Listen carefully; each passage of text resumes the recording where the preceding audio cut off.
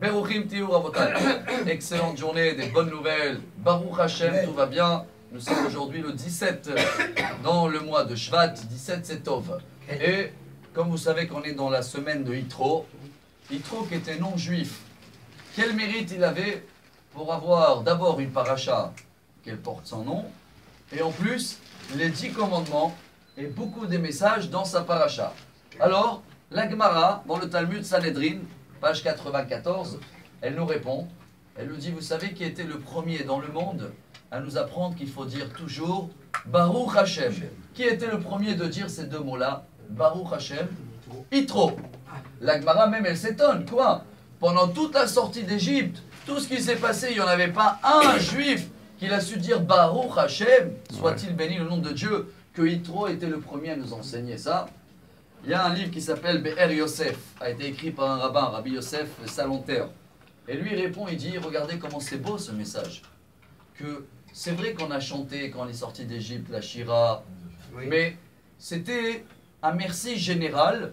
En exemple, quelqu'un qui l'a invité, et il va dire, waouh, le plat était extraordinaire, l'accueil, la nappe, tout ça c'est très beau. Mais tant qu'il n'a pas dit merci pour ce que vous avez fait, il a juste glorifié, on peut dire comme ça en français, tout ce qu'il y a autour de lui. C'est une manière de dire merci, mais c'est pas assez, chers amis.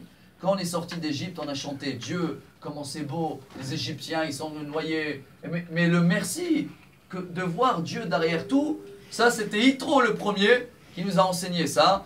Et pour cela, chers amis, bon, les Tunisiens, ils font une grande Séouda, Yitro demain. Pourquoi? Remercier Dieu qu'il y avait un miracle et les enfants, ils ont été sauvés il y a quelques années. Mais je crois que mon cher Rabbeinu, il a appris de son beau-père. Et c'est pour ça que dans la paracha, quand Akadosh Baruch Hu a donné les 10 commandements, c'est marqué Vechol ha'am roim et takolot. Tout le monde, ils ont vu les voix, ils ont écouté les messages. Alors le Midrash dit comment? Il y avait des handicapés en Égypte avec l'esclavage. Ah, le Midrash répond que Dieu a guéri tout le monde. Pourquoi? Il ne fallait pas quelqu'un qui l'écoute pas bien, hein, et un jour il va voler. On lui dit pourquoi tu as volé? Il a dit j'ai pas attendu. Donc tout le monde a été guéri. Le seul qui n'a pas été guéri, c'est Moshe Rabbeinu. Il a gardé le bégaiement. Et on a parlé de ça, je crois que c'est beau de le répéter et de terminer avec Gaon de Vilna. Pourquoi il a gardé le bégaiement? Pour se rappeler que Hachem il a sauvé quand il était enfant, avec le charbon, regardez le Midrash qu'il a mis dans la bouche. Et grâce à ça, Pharaon il a dit bon celui-là il n'est pas intelligent, je vais le garder quand même. Alors Moshe Rabbeinu il a vu comme son beau-père, c'est une manière de dire merci à Dieu, se rappeler dans chaque événement, dans chaque Séouda qu'on va faire cette semaine, Baruch Hashem. Voilà le mérite d'Yitro, et que Baruch Hashem et Be'ezrat Hashem on va avoir une journée excellente. Amar Rabbi Elazar, Amar Rabbi